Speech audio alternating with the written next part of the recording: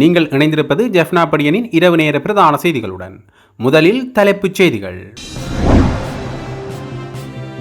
திரைப்பட பாணியில் விரட்டிச் சென்று துப்பாக்கிச் சூட்டை மேற்கொண்ட போலீசார். லசந்த விவகாரத்தில் போலீசாருடன் சந்தேக நபர்கள் மோதல். விஸ்வமடுவில் மாவீரர் துயிலுமில்லத்தில் சிரமதான பணிகளுக்கு இராணுவத்தினர் இடையூறு. அர்ச்சுனாவால் கண்ணீர் புகை கருவிகள் இலங்கைக்கு திடீர் இறக்குமதி.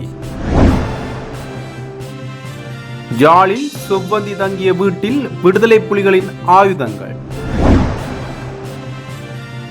அனுர அரசுக்கு எதிராக வெடிக்கவுள்ள பேரணி வெளியான தகவல். மேல் மாகாணத்தின் முக்கிய பிரமுகர்களுக்கு கொலை மிரட்டல், தீவிரப்படுத்தப்படும் பாதுகாப்பு. ரத்மனாலையில் வேன் செலுத்தி சென்ற சாரதி ஒருவரை பலமுறை நிறுத்துமாறு கூறியும் அவர் நிறுத்தாமல் சென்றதால் போலீசார் அவரை திரைப்பட பாணியில் துரத்திச் சென்று துப்பாக்கிச்சூடு நடத்தும் காணொலி ஒன்று வெளியாகியுள்ளது. குறித்த சம்பவம் நேற்றைய தினம் மாலை இடம்பெற்றுள்ளது. பிலியந்தலையில் இருந்து கட்டுபெத்த வழியாக பயணித்த வேன் கோலுமட சந்திப்பில் போக்குவரத்து போலீசாரின் அறிவுறுத்தல்களை பின்பற்றியது.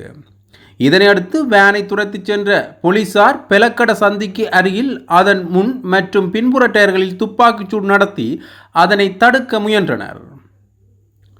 துப்பாக்கிச் சூடுகளுக்கு பிறகும் ஓட்டுநர் ரத்மனாலை பேருந்து நிலையம் உள்ள பகுதி வரை தப்பிச் சென்றார். போலீசார் அவரை மடக்கி பிடித்ததையடுத்து அவர் தப்பி ஓடிச் செல்ல முயன்றார். இதனையடுத்து கீழே விழுந்த அவரது முகத்தில் லேசான காயங்கள் ஏற்பட்டுள்ளது. இந்நிலையில் வேனை ஓட்டிச் சென்ற ஓட்டுநர் கல்கிரியாமத்தை சேர்ந்த சுற்றுலா போக்குவரத்து நடத்துனராக பணியாற்றுவதாகவும் அவர் குடிபோதையில் இருந்ததாகவும் போலீசார் உறுதிப்படுத்தியுள்ளனர். சந்தேக நபர் கழுபோவில மருத்துவமனையில் அனுமதிக்கப்பட்டுள்ளதுடன் சம்பவம் தொடர்பான மேலதிக விசாரணைகளை போலீசார் மேற்கொண்டு வருகின்றனர். இஷாரா செவ்வந்திக்கு இந்தியா தப்பிச் செல்வதற்காக படகுகளை ஒழுங்குபடுத்தி கொடுத்த நபரின் வீட்டிலிருந்து விடுதலை புலிகளுக்கு சொந்தமானதாக கூறப்படும் 2 பிஸ்டல் ரக துப்பாக்கிகள் மற்றும் உயிருள்ள தோட்டாக்கள் கண்டுபிடிக்கப்பட்டுள்ளன. சந்தேக நபரின் ஜாழ்ப்பாண வீட்டில் மறைத்து வைக்கப்பட்டிருந்த நிலையில் குறித்த ஆயுதங்கள் மீட்கப்பட்டதாக கொழும்பு குற்றப்பிரிவு தெரிவித்துள்ளது.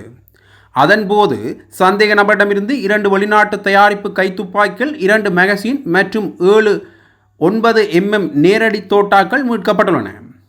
இதேவேளை சம்பந்தப்பட்ட ஆயுதங்களை வழங்கிய 43 வயதுடைய முன்னாள் விடுதலை புலி உறுப்பினர் வவுனியாவின் புளியங்குளம் பகுதியில் வைத்து காவல்துறையினரால் கைது செய்யப்பட்டுள்ளதாக கூறப்படுகின்றது.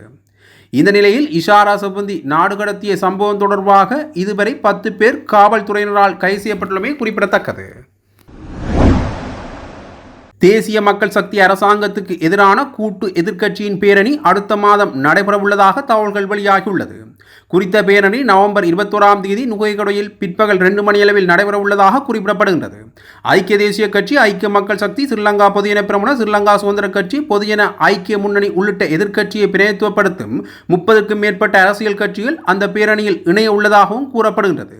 அரசாங்கத்துக்கு எதிரான இந்த பேரணியை ஏற்பாடு செய்வது குறித்து அரசியல் கட்சிகளுக்கிடையே கலந்துரையாடல்கள் நடைபெற்று வருவதாகவும் தெரிவிக்கப்படுகின்றமை குறிப்பிடத்தக்கது. ஐரோப்பாவில் தற்போது தங்கியுள்ள ஜாழ் மாவட்ட சுயேட்சை நாடாளுமன்ற உறுப்பினரான அர்ச்சுனா ஏற்கனவே புலம்பெயர் தமிழர்களிடமிருந்து 10 மில்லியன் இலங்கை ரூபாவுக்கும் அதிகமான தொகையை பெற்ற நிலையில் மீண்டும் அவர் புலம்பெயர் தமிழர்களிடம் நிதி திரட்டுவதாக ஆங்கில ஊடகங்கள் குறிப்பிட்டுள்ளன. தன்னிடம் தற்போதுள்ள பணம் ஐரோப்பாவில் செலவுகளை சமாளிக்க போதாது என்பதால் தனது தனிப்பட்ட வங்கிக் கணக்குக்கு நிதியை அனுப்புமாறு அவர் கோருவதாகவும் கூறப்படுகின்றது. இந்நிலையில் தனது தற்பாதுகாப்புக்கு என வெளிநாட்டில் இருந்து கண்ணீர் புகை சாதனங்கள் மற்றும் அவற்றுக்குரிய தோட்டாக்களை நாட்டுக்கு கொண்டுவர, குறிப்பாக ரிவால்வர், பிஸ்டல் மற்றும் நீண்ட தூரத்துக்கு பாயும் கண்ணீர் புகை சாதனங்களுக்கு அனுமதி வழங்குமாறு ஸ்ரீலங்கா காவல்துறை அதிபருக்கு அர்ச்சுனா எழுதிய கடிதம் மற்றும் இந்த விடயத்தில் ஸ்ரீலங்கா பாதுகாப்பு அமைச்சின் தலையீடு உட்பட அதற்கு பின்னால் உள்ள பரபரப்பான விடயங்களும் பகிரங்கமாகியுள்ளன. வெலிகம பிரதேச சபை தலைவர் கொலை சம்பவம் தொடர்பில் தேடப்படும் சந்தேக நபரை போலீசார் கைது செய்ய பொதுமக்களின் உதவியை கோரியுள்ளனர். கடந்த 22 வெலிகம பிரதேச சபை தலைவரை அடையாளம் தெரியாத துப்பாக்கிதாரி ஒருவர் சுட்டுக் கொண்ட சம்பவம் தொடர்பாக குற்றவாளிகளை கைது செய்வதற்காக விசாரணைகள் ஆரம்பிக்கப்பட்டன. சிரேஷ்ட பிரதி போலீஸ் மா அதிபர் புலனாய்வு பிரிவு மற்றும் நிதி குற்ற புலனாய்வு பிரிவு மற்றும் தென் மாகாணத்திற்கு பொறுப்பான சிரேஷ்ட பிரதி பொலிஸ்மா அதிபர் ஆகியோரின் நேரடி கண்காணிப்பின் கீழ் பல போலீஸ் குழுக்கள் இணைந்து துரித விசாரணைகளை ஆரம்பித்துள்ளன. அதன்படி அனுராதபுரம் கெக்கிராப போலீஸ் பிரிவின் 50 வீட்டு தொகுதியில் சம்பவத்துடன் தொடர்புடைய சந்தேக நபர்கள் மறைந்திருப்பதாக தகவல் கிடைத்துள்ளது. இதனையடுத்து போலீஸ் விசேட அதிரடிப்படையினர் மற்றும் இராணுவத்தினரின் உதவியுடன் இன்று அதிகாலையில் கைவிடப்பட்டிருந்த ஒரு வீட்டை சோதனையிட்ட நிலையில் பெண் ஒருவர் உட்பட 2 போலீசாரால் கைது செய்யப்பட்டனர். சந்தேக நபர்கள் கைது செய்யப்பட்ட போது அவர்களுடன் இருந்த மேலும் சில நபர்கள் போலீசாருடன் முரண்பட்ட நிலையில் அதில் காயமடைந்த போலீஸ் அதிகாரி ஒருவர் சிகிச்சைகளுக்காக வைத்தியசாலையில் அனுமதிக்கப்பட்டுள்ளார். இதன்போது சந்தேக நபர்கள் பயன்படுத்திய ஒரு மோட்டார் சைக்கிள் 12 லட்சத்துக்கும் அதிகமான பணம், ஹெரோயின் மற்றும் ஐஸ் போதைப்பொருள் மற்றும் போதைப்பொருள் பாவனைக்காக பயன்படுத்தப்படும் உபகரணங்கள் போலீசாரால் கைப்பற்றப்பட்டுள்ளன. இதேவேளை சந்தேக நபர்களுக்கு அடைக்கலம் கொடுத்த அப்பகுதியைச் சேர்ந்த மேலும் ஒரு சந்தேக நபரையும் கைது செய்துள்ளதாக போலீசார் தெரிவித்துள்ளனர். அத்துடன் போலீஸ் அதிகாரிகளுடன் சண்டையிட்டு தப்பிச் சென்ற அங்குலுகம பகுதியைச் சேர்ந்த ஹக்மன பரலினியனக நுபன் தாரக என்பவரை கைது செய்ய போலீசார் பொதுமக்களின் உதவியை கோரியுள்ளனர்.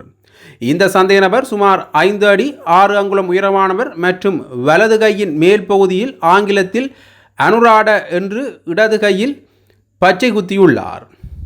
இந்த சந்தேக நபரின் புகைப்படங்கள் பகிரப்படுவதுடன் இவர் தொடர்பான தகவல்கள் தெரிந்தால் பின்வரும் தொலைபேசி இலக்கங்களுக்கு அறிவிக்குமாறு போலீசார் கோரியுள்ளனர்.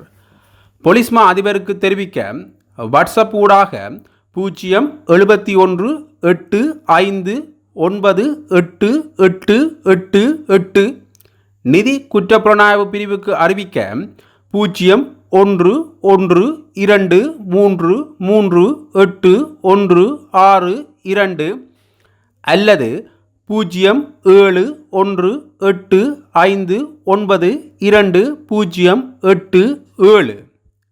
நிதி குற்றப்புலனாய்வு பிரிவு, குற்றப்புலனாய்வு திணைக்களம், தென்மாகாண பிரிவு குற்றப்புலனாய்வு பணியகம், மாத்தறை மற்றும் அனுராதபுரம் பிரிவு குற்றப்புலனாய்வு பணியகம், போலீஸ் விசேட அதிரடிப்படையினர் மற்றும் இராணுவ அதிகாரிகள் இணைந்து சந்தேக நபர்களை கைது செய்வதற்கான விசாரணைகளை முன்னெடுத்து வருகின்றனர்.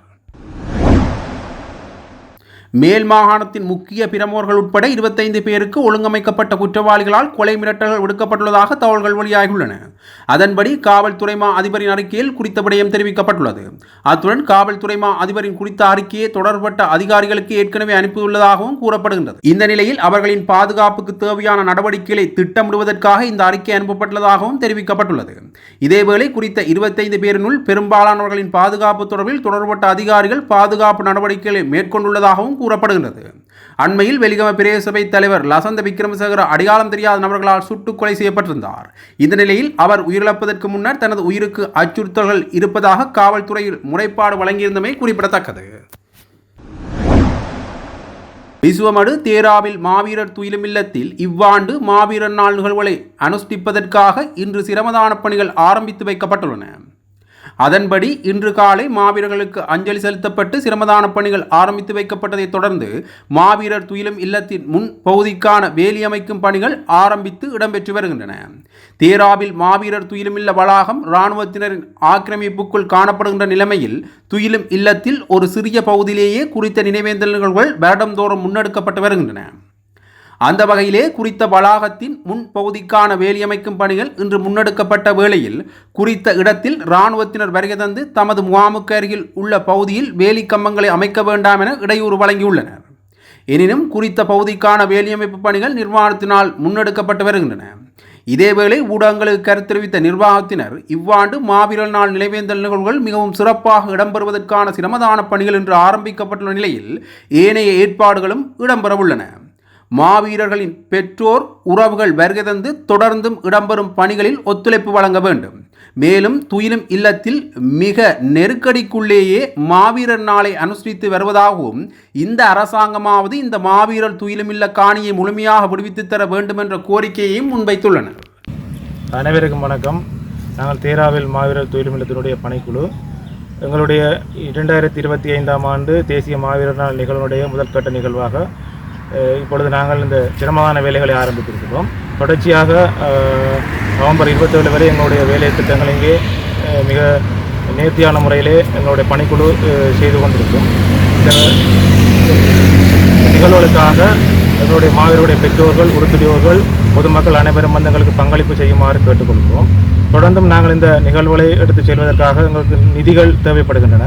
எங்களுடைய பணிக்குழு தொண்டர்கள் எதிர்வரும் காலத்தில் 1ஆம் தேதி தொடக்கம் தங்களுக்கான நிதிகள் சேகரிப்பதற்காக ஒவ்வொரு வலயங்களாக வருகை தர இருக்கிறார்கள். அவர்களுக்கு உங்களுடைய ஒத்துழைப்புகளை வழங்கி அவர்களை உறுதிப்படுத்திய பின் அவர்களுக்கான அந்த நிதிகளை வழங்குமாறு பணிக்குழுவின் சார்பாக நாங்கள் கேட்டிருக்கின்றோம். மாவீரருடைய பெற்றோர் சார்பாகவும் வேண்டியிருக்கிறோம். தொடர்ந்து நாங்கள் இந்த நிகழ்வுகளை விடுவிக்கப்பட்ட ஒரு சில பகுதிகளில் மட்டும்தான் செய்யக்கூடியதாக இருக்கின்றது. இந்த அரசாங்கத்திடம் நாங்கள் ஏற்கனவே மகஜர்கள் கையளித்திருக்கின்றோம். இந்த நிலங்களை விடுவித்து இந்த நிகழ்வுகளை நடாத்துவதற்கு எங்களுக்கு ஒத்துழைப்பு வழங்குமாறு. இதுவரை அதற்கான சாதகமான எந்த ஒரு சமிக்கைகளும் எங்களுக்கு கிடைக்கவில்லை. ஆகவே மீண்டும் நாங்கள் எங்களுடைய பணிக்குழு சார்பாகவும் எங்களுடைய மாவீரருடைய பெற்றோர்கள் சார்பாகவும் கேட்கின்றோம். இராணுவத்தால் அபகரிக்கப்பட்டிருக்கிற நிலங்களை விடுவித்து எங்களுக்கு இந்த நிகழ்வுகளை எங்களுடைய பெற்றோர்கள் தங்களுடைய கவலைகளை தீர்த்து அந்த நிகழ்வுகளை கொண்டாடுவதற்கு வழிவகுக்க வேண்டும் என்றும் இப்போ இருக்கிற அரசாங்கத்தின் மீது எங்கள் பணிக்குழு சார்பாக மீண்டும் நாங்கள் வேண்டியிருக்கிறோம். இலங்கை தமிழரசுக் கட்சியின் நாடாளுமன்ற உறுப்பினர் ரா சாணக்கியனின் பாதுகாப்பு பலப்படுத்தப்பட்டுள்ளதாக பொதுமக்கள் பாதுகாப்பு அமைச்சர் ஆனந்த விஜயபால தெரிவித்துள்ளார். சாணக்கியனுக்கு பாதுகாப்பு அச்சுறுத்தல் இருப்பதாக கூறிய நிலையில் அவரின் பாதுகாப்பு பலப்படுத்தப்பட்டுள்ளதாக அமைச்சர் மேலும் சுட்டிக்காட்டியுள்ளார். அத்துடன் ஐக்கிய மக்கள் சக்தியின் நாடாளுமன்ற உறுப்பினர் ஜகத் விதாதனவுக்கும் பாதுகாப்பு பலப்படுத்தப்பட்டுள்ளதாகவும் அமைச்சர் தெரிவித்துள்ளார். இதேவேளை உயிரிழந்த வெலிகம பிரதேசபை தவிசாளர் முன்னதாக பாதுகாப்பு கோரி காவல்துறை மா அதிபர் மற்றும் பிரதி காவல்துறை மா அதிபருக்கு கடிதம் அனுப்பியிருந்ததாக ஆனந்த விஜயபால குறிப்பிட்டார். அதன் பின்னர் அவருக்கு எவ்வாறு பாதுகாப்பு வழங்குவது என்பது குறித்து கலந்துரையாடப்பட்டதாகவும் அமைச்சர் கூறினார். இந்த நிலையில் மக்கள் பிரதிநிதிகளை தெரிவு செய்யும் போது சிறந்த ஒருவரை தெரிவு செய்தால் அவர்களுக்கு எவ்வித அச்சமுமின்றி காவல்துறை பாதுகாப்பை வழங்க முடியும் என்றும் பொதுமக்கள் பாதுகாப்பு அமைச்சர் ஊடகம் ஒன்றுக்கு தெரிவித்திருந்தமை குறிப்பிடத்தக்கது. என்று நினைத்தாலே நெஞ்சில் ஒரு துயரமும் பரவசமும் கலந்து வருகின்றது என்று தென்னிந்திய திரைப்பட பாடலாசிரியர் கவி பேரரசு வைரமுத்து தெரிவித்துள்ளார். ஐபிசி தமிழின் தயாரிப்பில் வெளியாகவிருக்கும் மில்லர் முழுநீள திரைப்படத்தை ஆரம்பித்து வைப்பதற்காக இன்றைய தினம் கவி பேரரசு வைரமுத்து யாழ்ப்பாணத்துக்கு வருகை தந்தார்.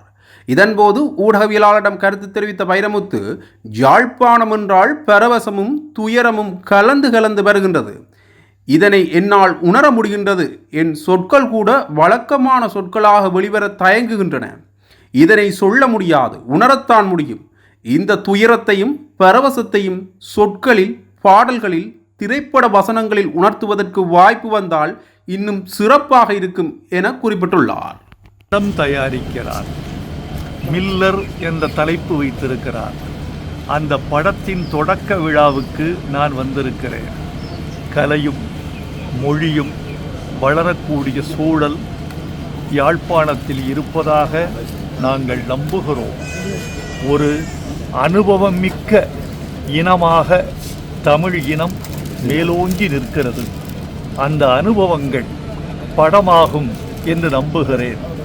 மனதில் வலியும் மார்பில் தழும்பும் உள்ள இனம் கலையிலும் மேலோங்கி நிற்கும் என்ற நம்பிக்கை எனக்கு இருக்கிறது. இந்த படத்தை தொடங்கி வைக்கிறோம், வெற்றி பெறும் என்று நம்புகிறோம். வாழ்த்துக்கள். முதல் முறை வருகிற போது நிறைய வலிகளோடு வந்தேன். எல்லா இடங்களையும் பார்த்தேன், தமிழர்களை சந்தித்தேன், முள்ளிவாய்க்கால் போயிருந்தேன், முல்லைத்தீவை பார்த்தேன். அந்நாள் முதலமைச்சர் விக்னேஸ்வரன் அவர்களுடைய அழைப்பை ஏற்று நான் யாழ்ப்பாணம் வந்திருந்தேன். இப்போது கலைப்பயணமாக வந்திருக்கிறேன். இரண்டுக்கும் வேறுபாடும் இருப்பதாக உணர்கிறேன். இந்த படத்தை நீங்கள் பாட்டு ஏதாவது எழுதுறீங்க? இதுவரைக்கும் எனக்கு தகவல் இல்லை. இனிமேல் தகவல் வந்தால் எழுதலாம். ஒரு ஈழப்படத்திற்கு பாட்டு எழுதுவது மகிழ்ச்சி அல்லவா? விடைகொடு எங்கள் நாடே என்று கன்னத்தில் முத்தமிட்டால் படத்தில் பாட்டு எழுதியது போல இன்னும் நல்ல பாடல்கள் வர வேண்டும் என்று நாங்கள் விரும்புகிறோம். என்னவோ யாழ்ப்பாணம் என்று நினைக்கிற பொழுதே நெஞ்சில் ஒரு பரவசமும் ஒரு துயரமும் கலந்து வருகிறது. அது என்னால் உணர முடிகிறது. என் சொற்கள் கூட வழக்கமான சொற்களாக வெளிவர தயங்குகின்றன. அதை சொல்ல முடியாது, அதை உணரத்தான் முடியும். அதை சொற்களில், பாடல்களில், வசனங்களில், கதைகளில் உணர்த்துவதற்கு வாய்ப்பு வந்தால் இன்னும் சிறப்பாக இருக்கும். வாழ்த்துக்கள். எதிர்காலத்தில் மலைத்திறன் சார் தொடர்ந்தும் செய்திகளை அறிந்து கொள்ள ஜெஃப்னா பொடியன் யூடியூப் தளத்தோடு இணைந்திருங்கள். நன்றி, வணக்கம்.